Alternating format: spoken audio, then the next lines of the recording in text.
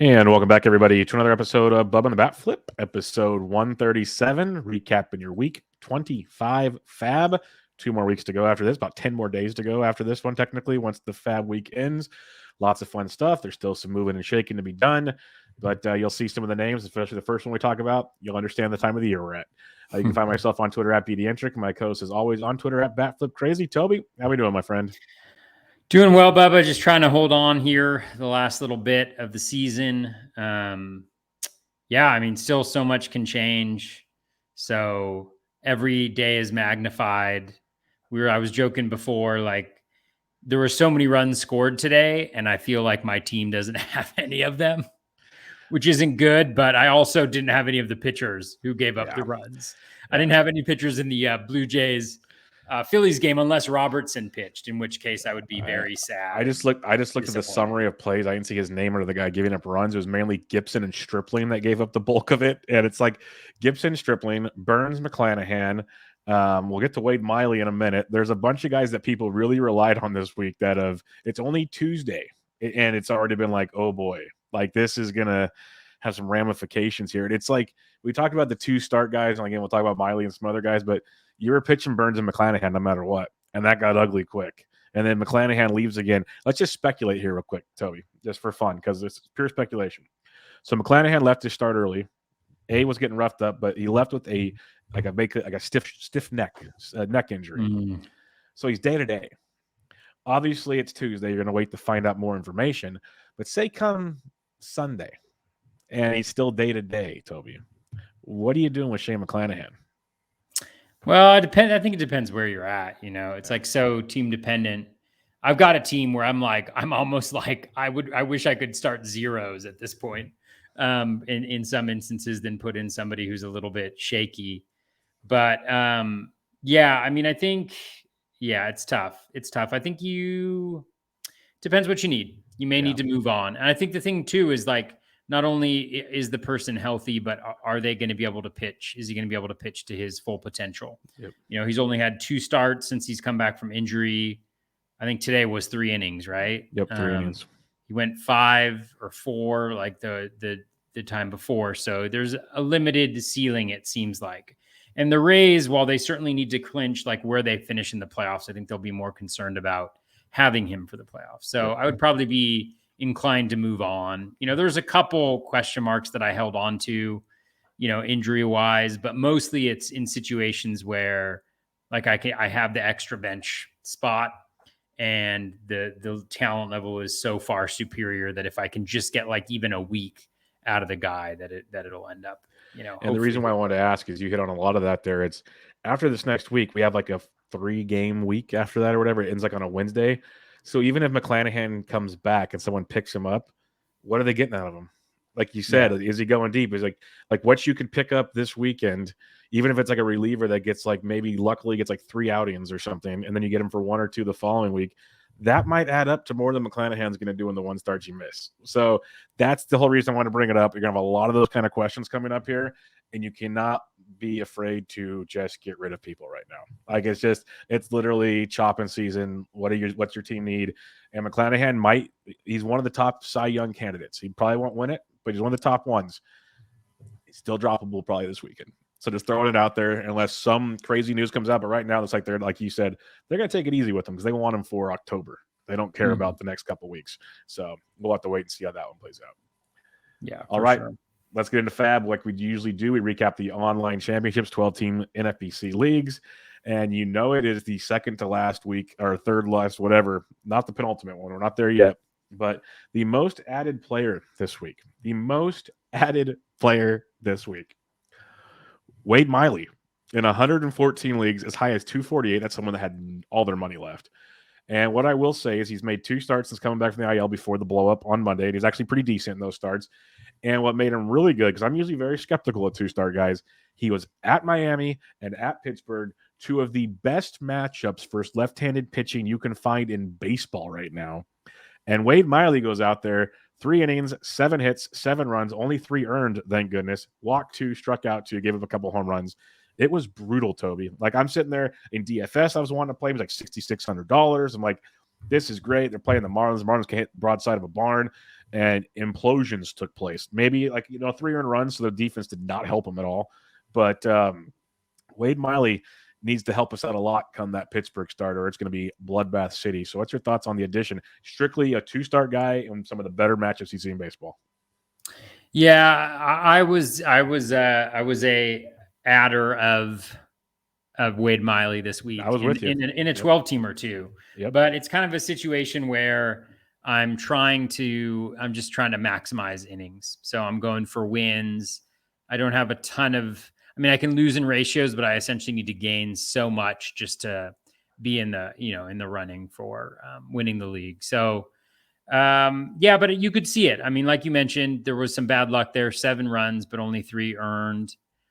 He's Wade Miley. He's going to have that one start in September. That's just an absolute disaster. And this could have been a lot worse. I mean, it didn't help your whip. Certainly it didn't help your ERA, but it could have been worse. But he's fine. I mean, I can totally see why people would have added him just strictly as a volume play, given the matchups, as you mentioned.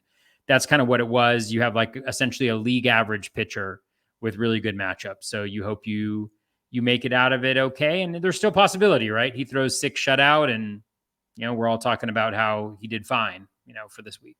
So we'll see what happens, but it's not pretty, but it happened. Yeah, no, and I'm with you. I was all in too, even in 12-teamers. I'm mainly a 12-team player, and if he was available on 15th, I think I might have got him in barf with us or something. This was strictly, we talk about it like with hitters, like, hey, 8-game week, maximize at bats. This was maximizing innings in, like I said, 2 phenomenal matchups. It wasn't like we talk about 2-star guys where it's one pretty good matchup and one oh no, he's facing the Blue Jays in Toronto or something. This was legit. You couldn't, and they're both in great at Miami, but they weren't even at home in Wrigley. This is the best case scenario. And sometimes it just doesn't work out. Hopefully he rebounds. Like you said, it could have been worse. The fact there's only 3 earned runs was nice. Just cross your fingers and hope he can give you 5 or 6 and 5 or 6 Ks and maybe a dub against Pittsburgh, because Pittsburgh strikes out 30% of the time versus lefties. So if the thing is Wade's got reverse splits. So that's the thing where it's kind of tricky. At least it is in recent years, he's had reverse splits. So you have to kind of keep an eye on that. But that's in the past. We've already made the move, and we'll have to see how this one plays out. But probably a quick drop come next week. Rodolfo Castro of the Pittsburgh Pirates picked up in 69 leagues as high as $19. The Pittsburgh Pirates this week faced Nestor Cortez, and they had Miley and Smiley on the weekend. So Castro, nice left-handed. He can hit lefties pretty well, but overall just been hitting the ball pretty good of late. A guy just to, get the at-bats, see if he can accumulate.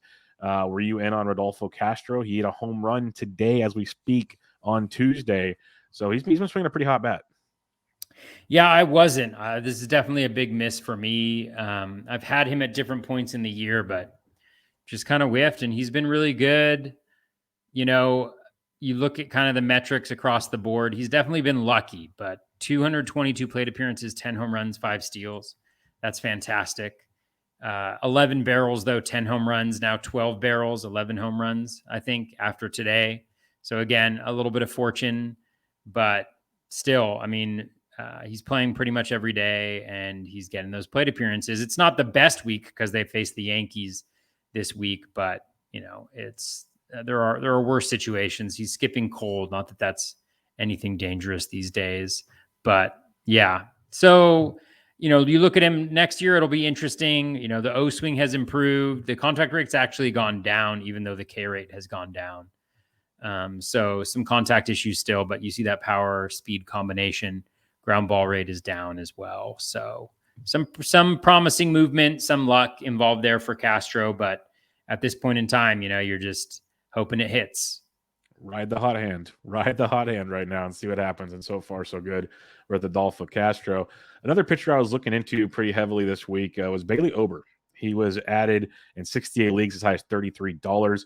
Came back from the IL last week, 5 innings, 1 hit, no runs, 1 walk, 5K against Cleveland, which is big because Cleveland doesn't strike out a lot. So that was a big move there.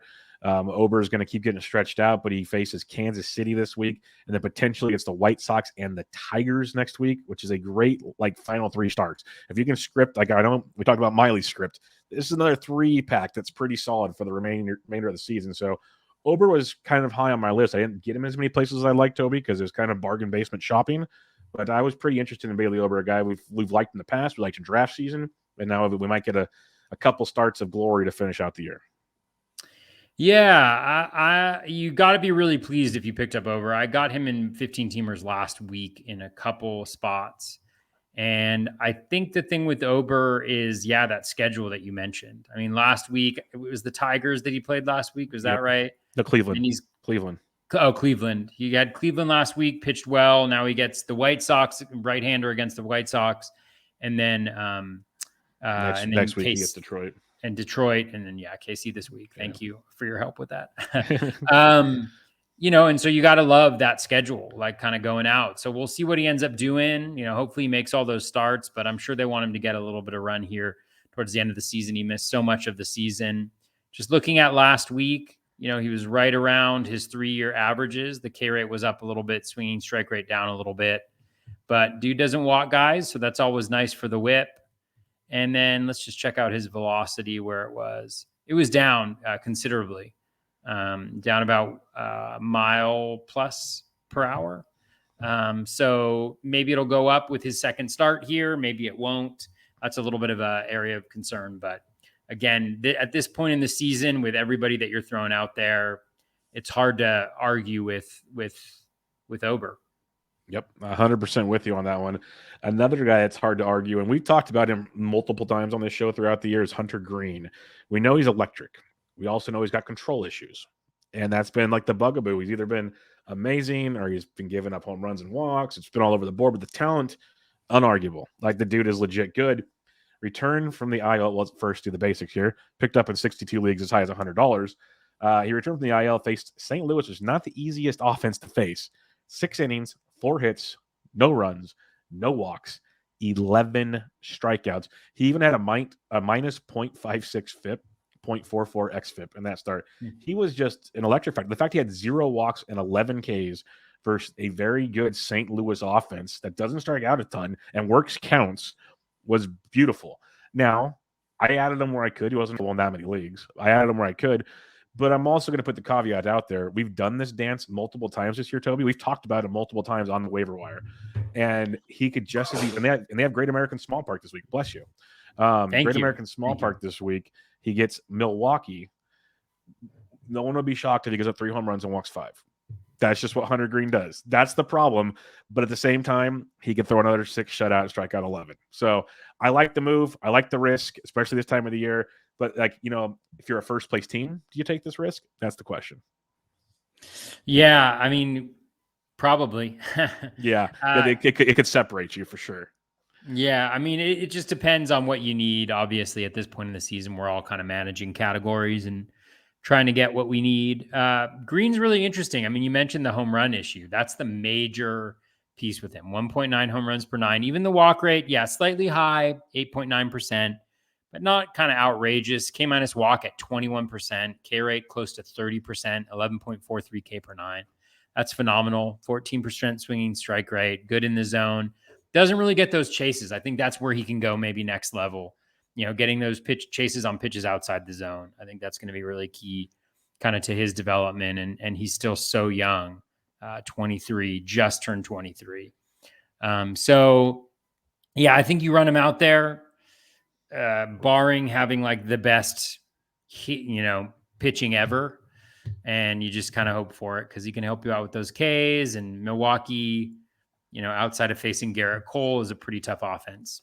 And on the bright side, on the bright side is he gets at Pittsburgh next week. So even if Milwaukee starts, like, just tread water. If anything, just tread water. You don't have to be great, just tread water.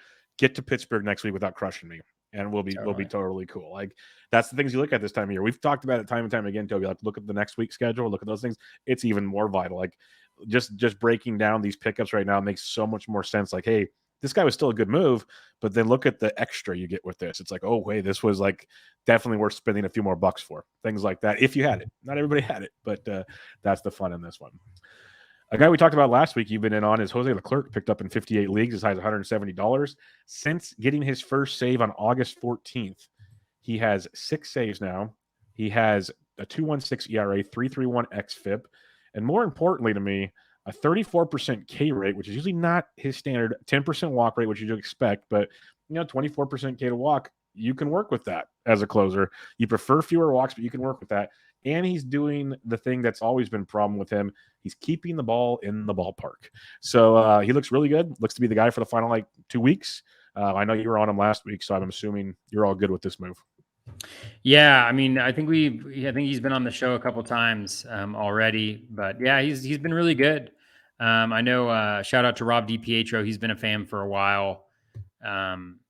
Leclerc is, yeah. I mean, there's worse closers to have running out there right now. So yeah, he's been good. Yeah, you want to know another guy that's been really good? Elvis frickin' Andrus. He went 2 for 4 again tonight with a double and another stolen base. There's the old joke I talked about Brandon Marsh recently and some other guys. Change of scenery just does wonders for guys like Joe Adell. Go find a new building somewhere. That'd be cool. Elvis Andrus got DFA'd by the A's. The White Sox picked him up and started him on August 19th. He's leading off for them now, by the way, over the last 3 weeks, it feels like. But since August 19th, hitting .314 with 6 homers, 6 stolen bases, 19 runs, 21 RBIs. He's doing everything. It's ridiculous. It's awesome because I took him as my third shortstop in every draft and hold I have. So it's glorious. Doesn't mean I'm going to win anything, but it's fun. And honestly, I've said it for a couple weeks now in articles I've written. If he's available, write it out. You're waiting for the other shoe to drop. It's Elvis Andrus, but write it out because even Tim Anderson he's working back to play, but they still don't have a set timetable for him yet. And Andrus has been so good. It's you've seen who they play at second base and stuff. Andrus ain't leaving the lineup. So this is interesting right here. Yeah, for sure.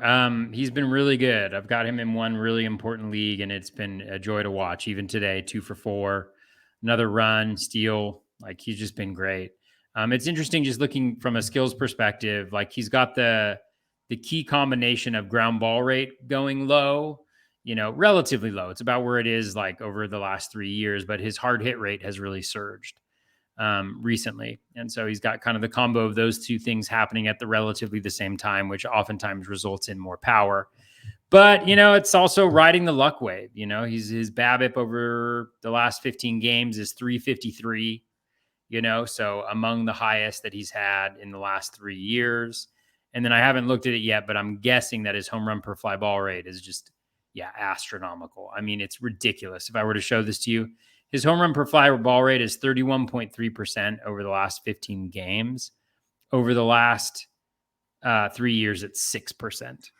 So also, again, this is what you're hoping for. A lot of that was in Oakland too, so that helps. It was in Oakland. I'm not saying 31% is still crazy, but I'm just you expected a little bump, hopefully. For sure. But, and I mean, it's not a criticism necessarily of Andrews or anything like that, but it's just to say this is what you're hoping to catch, right? Yep. This is what lightning in a bottle looks like. Uh-huh. Over the course of a full season, will Andrews do this? No. He absolutely won't. Yeah. I guarantee it.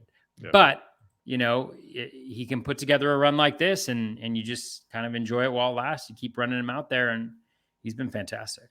Yeah, I'm with you. I've picked him up where I could. I have him in DCs. Like I said, he's worth every penny right now. And I wrote him up. He's super low owned still, which blew my mind. So, make that happen. Change that if you're in 12 teams and lower. 15s, he's everywhere because he should be. But make that change wherever you can. We won't spend too much time on this last guy. So we talked about him a lot last week, but I just wanted to mention Aristides Aquino, the Punisher, picked up in 50 leagues as high as $23. Toby was all in on him last week. Very good call there. Since August 31st, hitting .297 with 5 home runs, 6 doubles, .350 BABIP, but you'd expect that for a guy that hits the ball as hard as he does, almost a 50% hard hit rate. So he's been awesome. 6 games in Great American Small Park this week. Any other thoughts on Aristides Aquino? Just sadness because I'm going after RBI and home run in one league, and I had a decision between Aquino and Bader. And, it seemed like Aquino was the key go-to. I think Bader probably plays 2 out of 3, Aquino's played for the last however many in a row. And then Bader, of course, gets 3 RBI, today. So just one of those things. But again, decent matchups. He's got the Red Sox this week. And then he's got the Brewers, but the Brewers aren't necessarily the same team. Yeah. And those are all at home. And, so we're talking about second best ballpark probably in all of baseball to be at home on. He's got Connor Siebold tomorrow. He does have Woodruff and Burns, although Burns hasn't been the same guy for a little bit. Nope. Then he's also got Jason Alexander and Josh Lindblom, coming up as well. Got a pretty nice schedule next week too. Yeah. And then next week, he's got at Pittsburgh for 3 and then at Chicago. Sign me up, baby, for Aristides down the stretch. The Punisher. It's coming, folks. So yeah, get that where you can. Luis Severino at picked up in 47 leagues as high as $25. Supposed to be returning from the IL this week. So it's a pure speculation move for everybody out there. It looks like they have him slated to pitch tomorrow, Wednesday, against the Pittsburgh Pirates. That's a good spot. And if all goes well, he gets Toronto and Baltimore next week. So people looking for lightning in a bottle with Luis Severino. I just don't know what you're going to get from him. He wasn't available anywhere I had leagues, though. Yeah, he wasn't really available anywhere that I was too. I mean, I think the major factor to consider is, do you anticipate he's going to be able to go 5 innings and get that win, and that's going to be tough, but there are a lot worse options to go with. So definitely see why people would roll the dice a little bit and throw him out there. It could definitely be a lot worse. Definitely. We talked about John Gray last week. He was picked up in 39 leagues this week as high as $35. He made his first start off the IL last week, went 3 2/3 this week. His first start, or I guess it was Sunday, went 4 1/3, 2 runs, 4K. So they're stretching him out some more. So you're hoping this week he gets back to maybe 5-6 innings if you're lucky, maybe get a couple starts in that range. He's got Cleveland on Thursday or Friday, which is not always the best, as we've talked about, but then at Seattle next week. So not cushy matchups, but not horrible matchups. I could see the upside if he does get stretched out to 5 or 6. Yeah, for sure. I mean, we talked about him last week. Really good pitcher, improved skills. He definitely looks like one of the guys who's really kind of picked it up a notch this year. So he'll be interesting next year, given the lack of volume. But you just hope he gets those 5 innings at some point this season. No doubt about it. Jonathan Daza got picked up in 38 leagues as high as $11. This is a guy we used to talk about as a streamable player from time to time, and then he went on the IL. He's returned on September 6th, and he's been swinging it yet again. He's usually not a big power source, but a decent batting average RBI guy. Was hitting second on Tuesday since returning on the 6th, hitting .364, 5 doubles, a home run, and 12 runs scored. That's called padding the roto categories right there, and it helps 7 games in Coors this week. So Daza was one of those that I thought should have been added everywhere you could add him. He got added in 38 leagues, so not everywhere, but he was pretty much any Rocky was on my radar this week.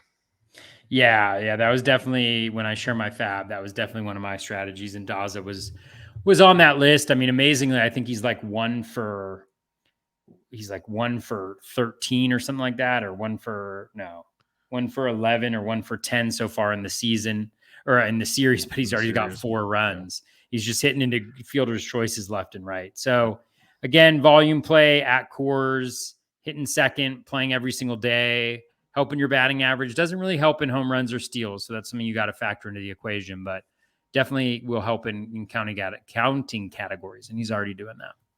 No doubt about it. Drew Smyly. Talk about a guy that's quote unquote figuring it out. It's been impressive to watch Drew Smyly added in 35 leagues as high as $51.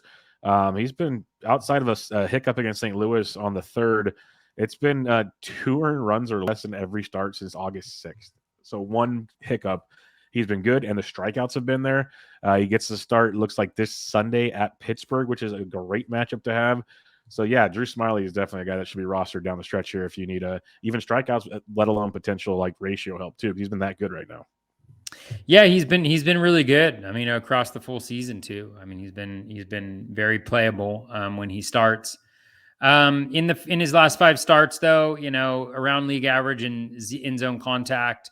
I think where he's been helpful is getting chases on pitches outside the zone. So 39.1%. That's awesome. The K- walk rate actually isn't that great. 21.6 and 8.1. So like around 13%. But the swinging strike rate's nice at 12.8%. So, just doing well enough to give us, to have us eyeing him in like around 40 of draft champions leagues next year, with that eye for taking over. But over the course of the full year, 3.48 ERA in 103 innings, 89 strikeouts. So less than 1 strikeout per inning pitched, 14.5% K- walk, totally mediocrely fine, but that O swing is really nice, getting chases on pitches there.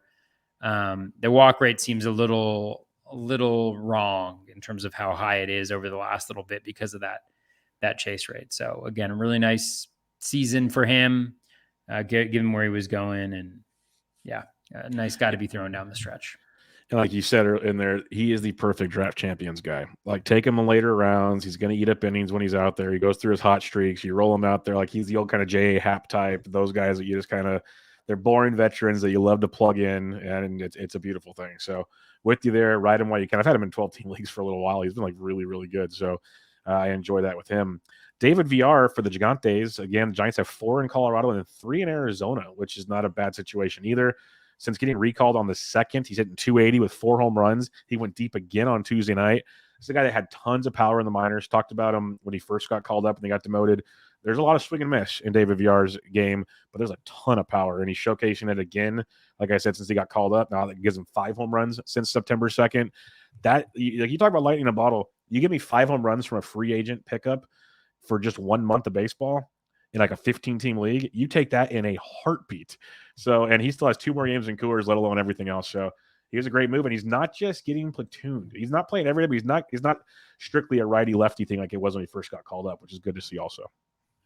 Yeah, I mean, he's got a really great kind of precipitously dropping ground ball rate, 30.8% since he came back to the bigs, and an increasing hard hit rate at 38.5%. And again, that's a really nice combination. He's got good plate discipline. He's got horrible contact skills, really just god-awful contact skills at about 60% overall contact, 74.4% in-zone contact. So his in-zone contact is worse than league average for overall contact. But, like you mentioned, he's been hitting some home runs, getting the ball to fall in for him.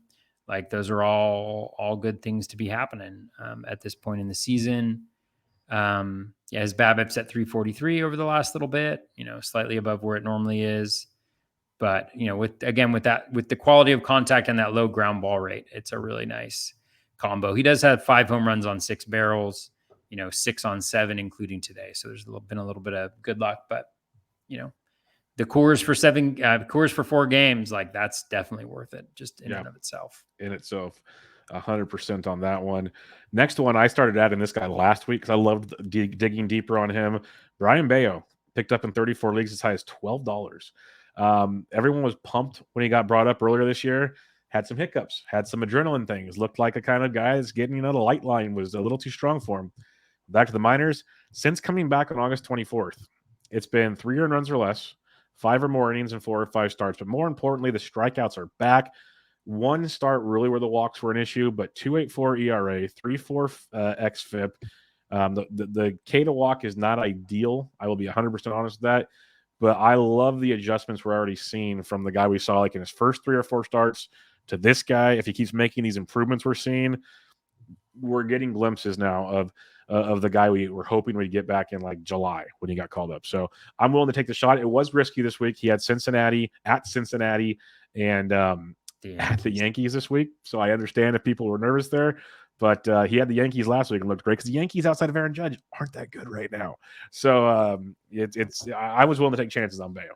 Hey, you say that now. They just put up 9 runs and Giancarlo Stanton hit a walk-off grand slam. So yeah, they faced Pittsburgh. Yeah.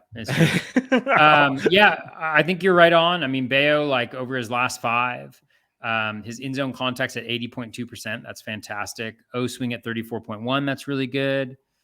K rate at 25.2. Walk percentage at 9.3. A little bit of an area of concern right there, but still a 16% K- walk in 15 teamers. You're going to take that all day of the week. 14.5% swinging strike rate. I think the issue is the ratios. I actually had him in a 15-teamer and I dropped him this week because I wasn't going to start him this week. And then I think next week, who does he have? He's got at Toronto next week. So I'm not going to throw him in there. The ratios are super tight in that league. Even today, I mean, he pitched pretty well.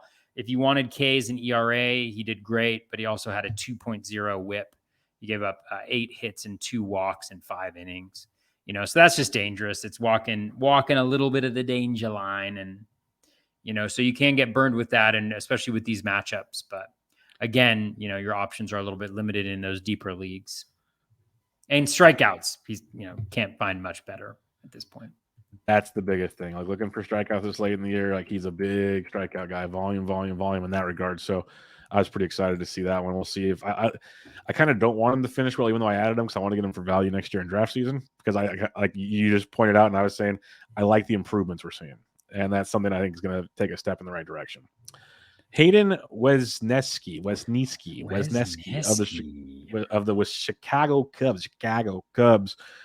He's been really good in 2 of his 3 starts, 5 innings or more, 1 earned run or less. Got 3 runs against the Giants. He's got in his 2 good starts, 15 strikeouts over 12 innings. Looks pretty strong there. You look at his minor league numbers: 3.92 ERA, 106 Ks, and 110 innings pitched. Gets Pittsburgh this week. Definitely, I think, a streamable option, Toby. Yeah, for sure. Wesneski is very interesting.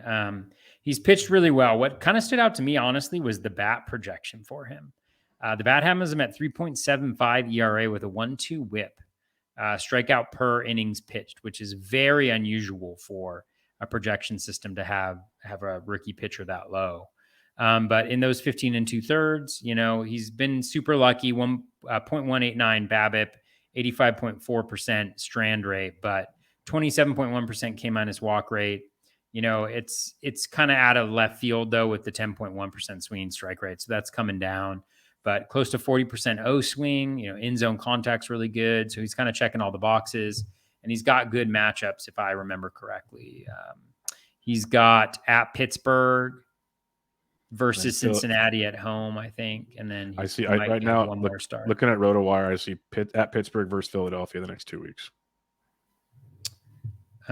Philly's the last week. Yeah, so you start him this week and next week, and then don't touch him against Philly. You just hope he does okay. Yeah, the Philly team that puts up all the runs. 40 Schwarbombs this year, folks. 40 Schwarbombs. Michael Toglia picked up in 31 leagues as high as $17. Another Rocky, folks, and this one should have been an ad as well. Like we talked about him last week.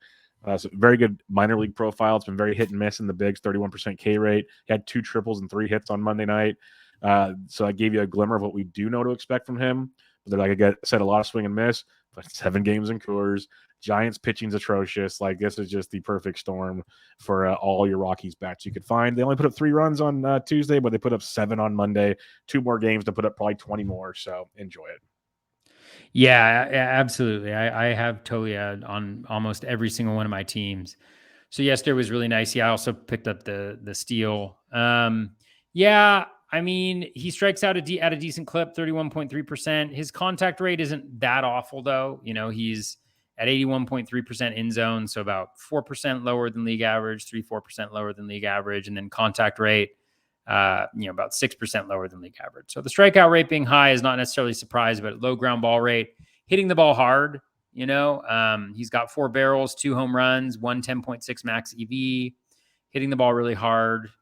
So yeah, 7 games. I mean, I'll probably drop him after this week. It was like a sign from the heavens. He got outfield eligibility. Yes, that was huge on Sunday. That just really freed him up and made him a lot more valuable, at least on some of my teams this week, where I had some tough decisions to make at corner infield, and he kind of made those easier for me. So shout out to Tolia. And like we've talked about before, after this week, they have no games in Coors next week. I think maybe 3 games to wrap up the year. So your Rockies are pretty much losing all value after this week. So Adam, drop them, go from there. Anybody else that really stands out to you? Because like Elias Diaz, that's a Coors play. Dylan Floro, we talked about before, trying to get specs. Jose Suarez, another guy that screwed up a 2-star week, but he's been really good. Brandon Marsh is swinging the bat great right now. Anybody else that you'd like to discuss that was picked up? Edward Olivares is back from the IL. He got picked up in 21 leagues. A lot of kind of hit and miss guys out there. Yeah, I mean, Floro, closer, looks pretty set in that role. Pujols has 5 lefties this week. So I picked 700 Pujols. Get the 700. Yeah, and he also started today against a righty. I think they're going to play him every day. I think they want that 700.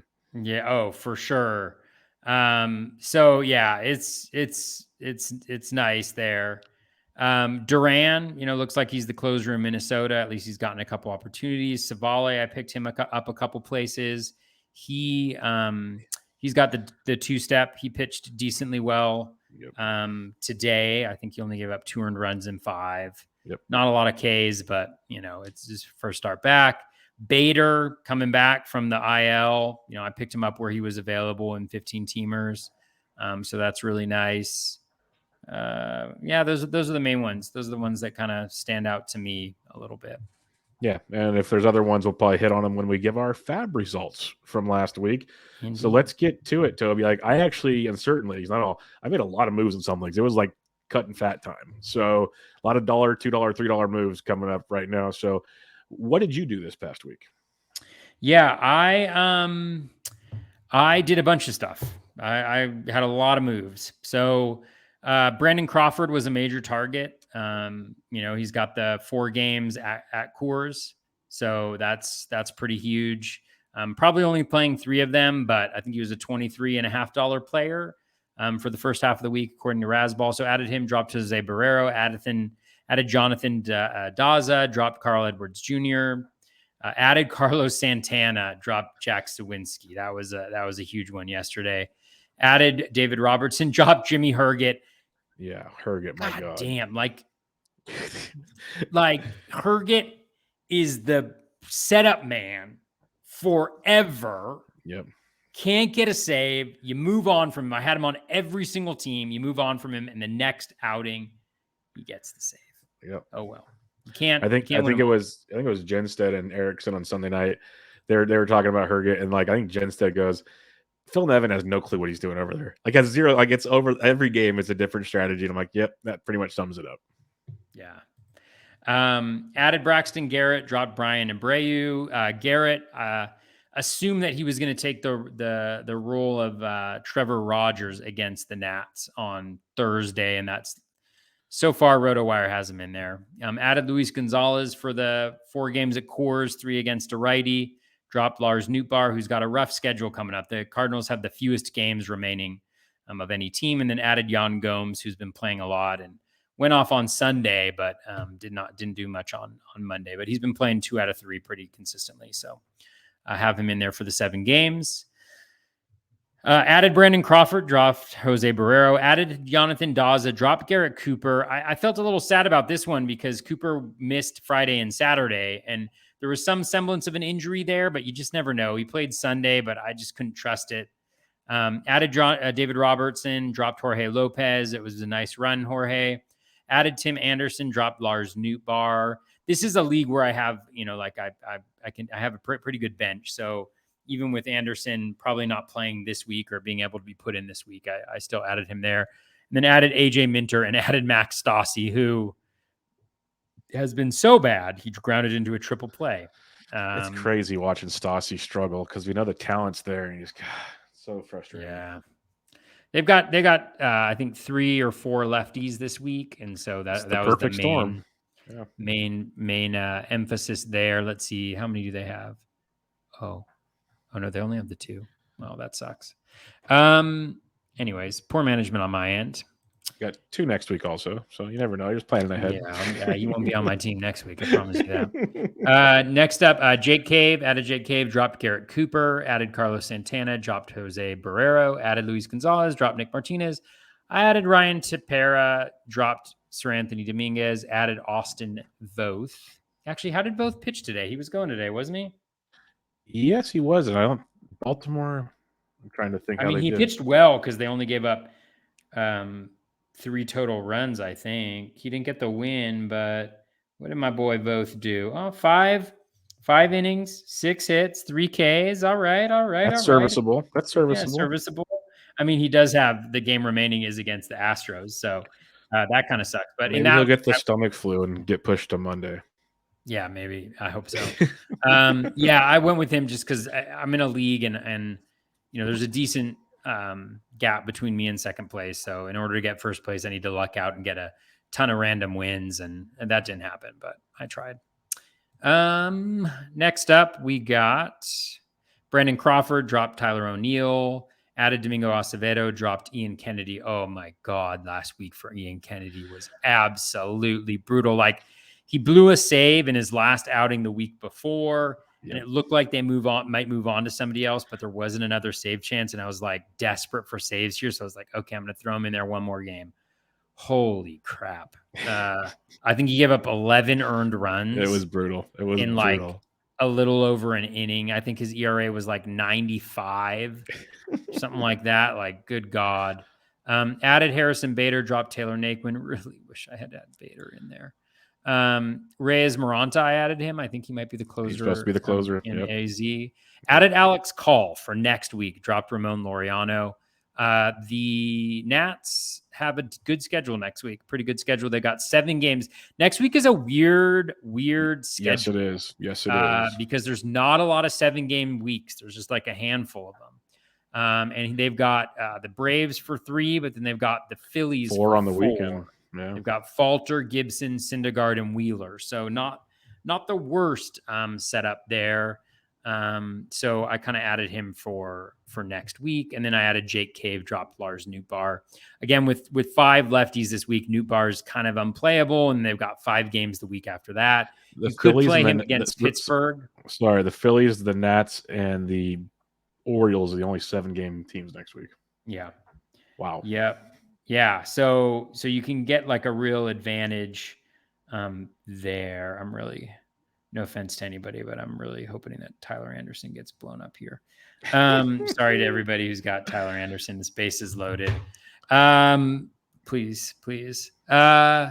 Anyways, now everybody who has Tyler Anderson is going to hate me.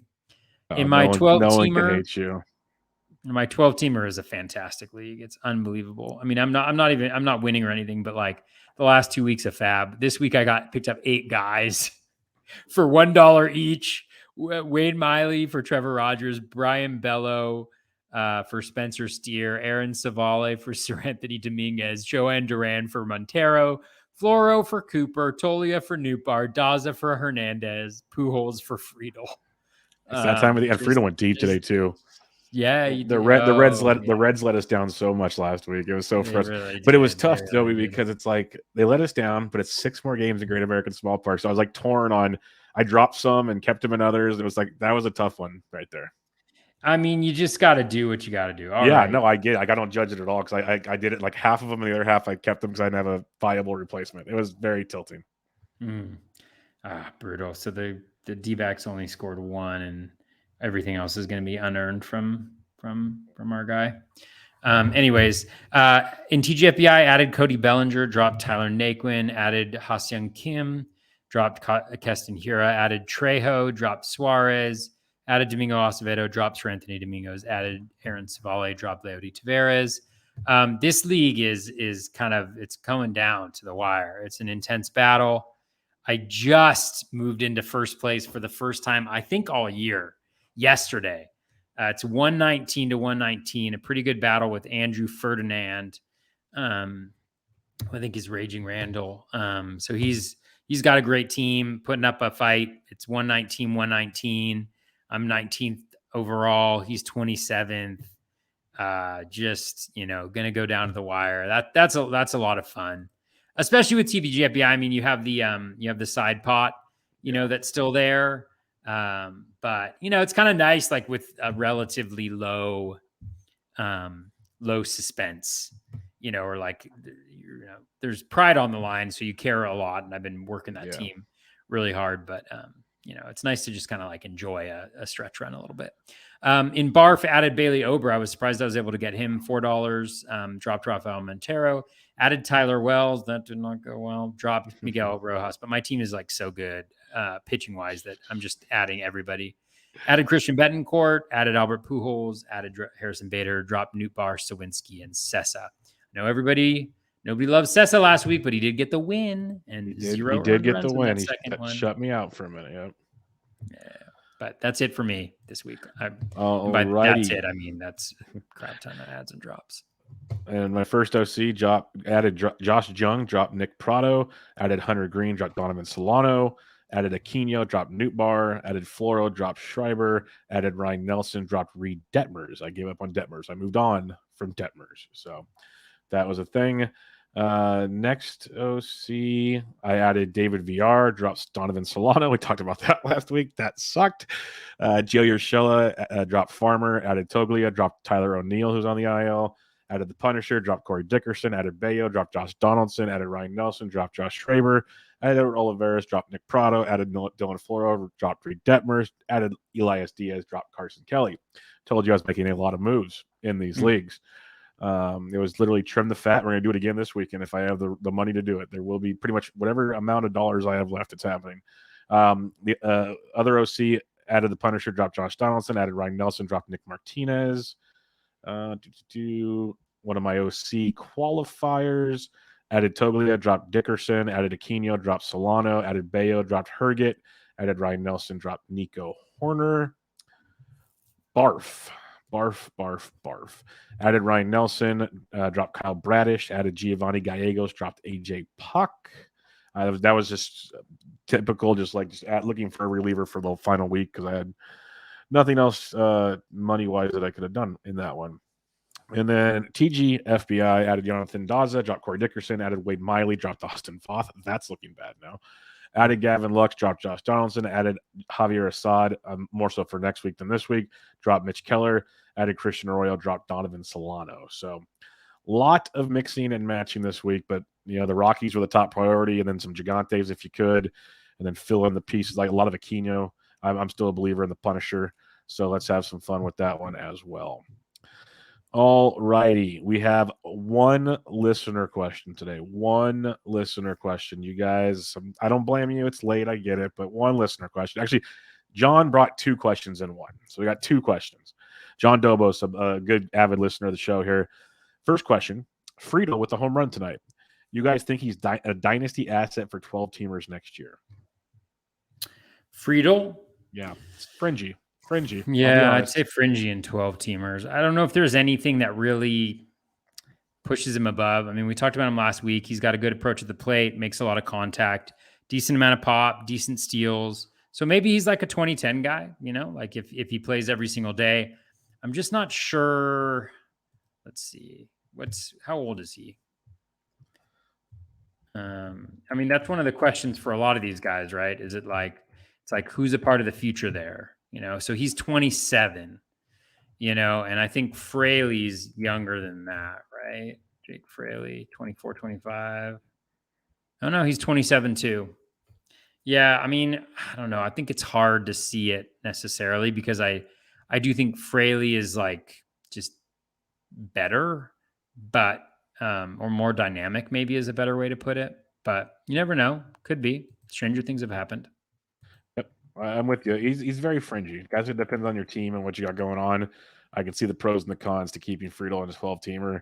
I think he might be replaceable, but it depends on your format and what your team needs and type situation. But there's definitely upside in that one, to say the least. His other question is, are you starting Bryce Elder tomorrow? He's making a spot start for the Braves. Been very good when he gets his spot starts. He's looked very good in the minor leagues. And he gets the Washington Nationals. But before I give you the floor, Toby, I just wanted to bring this up real quick. So I looked at this last night for my DFS show, and I always do the last 30 days stats against handedness when it comes to certain things. Over the last 30 days, Toby, the Washington Nationals are striking out 19% of the time versus righties, hitting 285 with a 155 ISO and a 114 WRC+. Not lighting the world on fire, but by no means are they a cakewalk for fantasy stats. I would still start Bryce Elder. But I just wanted to point that out to people that they aren't the pushover we all thought they'd be. They've actually gotten better since they lost Juan Soto. Let's put it that way. What did they do against lefties? Can you look that up for me? Yeah, Braxton Garrett's going for me. I got it right here. Yeah, I mean, Elder, you could do worse. It depends on the league context always. I mean, he's had two really good starts, but both of the starts that have been decent. I mean, both of the starts that have gotten him above 5 innings pitched. He's only done that once in his first start, and then the two most recent ones, and they're both against Miami. Which is not to say you can't duplicate that, but I'm just saying take it with a little bit of a grain of salt. The skills overall for the season aren't great. But maybe he discovered something. Let's see. Let's take a look at these last two starts, whether there's anything different that he's doing so that we can give people They're great advice, or I don't know if it's great advice, but man, it's brutal giving advice like down the stretch here, or not like brutal, like it's not like challenging, but it's like you're giving advice for people for one start, Yeah. Which is tough. It's tricky, but like if you had to pick a streamer for tomorrow, he's probably one of the better streamers. I'll say that much, but it's not like a lock by any means. Yeah, this makes no sense at all, dude. He has his Z contact is at 98%, which is god awful. And that can't be strikeout rate is somehow at 33.3%, even though his O swing is below league average, his walk rate is above league average, and his swinging strike rate is well below league average. Like this guy's gonna get torn up tomorrow. Yeah, we'll see. You asked what the Nats do versus lefties over the last 30 days: 22.5% K rate, 241 average, 142 ISO, 88 WRC+. So not as okay. Good versus That's lefties. What I like to see. Not as good versus lefties. So they're still not as bad as I'd expect, but not as good. I'm just impressed because when the trade with Bell and Soto happened, I expected their numbers to go completely the other way. They've actually gone down. Like strikeout rates have gone. Like they put in the ball and play more. I'm shocked, absolutely shocked with these guys. But I guess it goes to show you, give some young kids a chance to do something, and anything can happen. So we'll see. But all right, Toby, we'll wrap it up there. Any final thoughts as we have 2 FAAB periods to go, 1 full week of the season after this one wraps up. So, about 2 weeks to go of baseball, about 2 weeks of baseball to go. Any final thoughts as we keep grinding along here? Good luck. Yeah. This is always, it's so nerve wracking. You're just like trying to hold on, you're just like, oh, come on. That's where I'm at. I'm at the point in the season where I'm just like end season, end. I don't want any blow ups. Like every start is so magnified. Like I had this decision. I have Shohei in a league and he's got 7 games and they're pretty juicy matchups. But the thing I need the most is ratios. So do I start Shohei, even though I have god awful pitching, or is it like Shohei and Aquino or Giolito and Shohei? And I went with Giolito and Shohei, and I'm nervous. Giolito, he has not been good, but the skills have been okay, and kind of lucked out a little bit, maybe knock on wood, with him getting pushed to Detroit. He got pushed to Detroit on Friday, I think, from Cleveland on Thursday, and I think that's probably a step up. So we'll see what ends up happening. But it's just stuff like that, right, where you like don't want to have to do anything, but that could determine your season. Yep, I'm with you. It's one of those weird ones, and like I said, and you did it too. Like I made a lot of moves, dropped a lot of guys that people might like. Why are you dropping them? It was a whole lot of changing things up for what I needed at the time, and depending on the money I have this week, I do it all over again. It's based on maximizing at bats, maximizing innings. It's just I can't remember what show I was on. It wasn't this one, but it might have been Fantasy Pros or something. I said I need the feature, like there's this golf thing, Fantasy National, when you use the lineup optimizer, you can put like incognito mode where it blacks out all the names. So all you see are stats and matchups. Oh yeah, you mentioned this last week. Oh, so it was on this show. I'm like, I just do that on this, do it for the next 2 weeks. Just do that because it'll like, obviously you don't want to like, get rid of Shohei Ohtani and stuff just if he's been struggling, but you get the drift of what I'm trying to say. Like, that's why I want to talk about Shane McClanahan at the beginning of the show. He legit might be a very reasonable drop this Sunday, like completely reasonable drop. And if people just saw that name, there's going to be so many people that hold that guy going, I can't drop Shane McClanahan. But then I ask you, what's he doing for you for the next 10 days? That someone else can't do. What is Shane McClanahan? It's not personal. It's me, it's me, not you. That's what you have to tell him. It's me, not you. It's a clean breakup. So make it happen. But thank you for the memories, Shane. Yes, thank you for the memories. We will always have the first 5.5 months of the season. Thank you for the memories. I will not be drafting you in the second round next year. Because he'll be going in the first. But I won't be drafting him there either. No, not a chance. But we'll have fun with all that. We'll be back next week. We'll recap the week in FAAB. Not sure if we'll recap the week after. We might do something else because I don't think we need to recap a million relief pitchers. But we'll see. We'll see what happens on that one. But we'll be back with you guys next week. Good luck. If you have any questions, hit us up.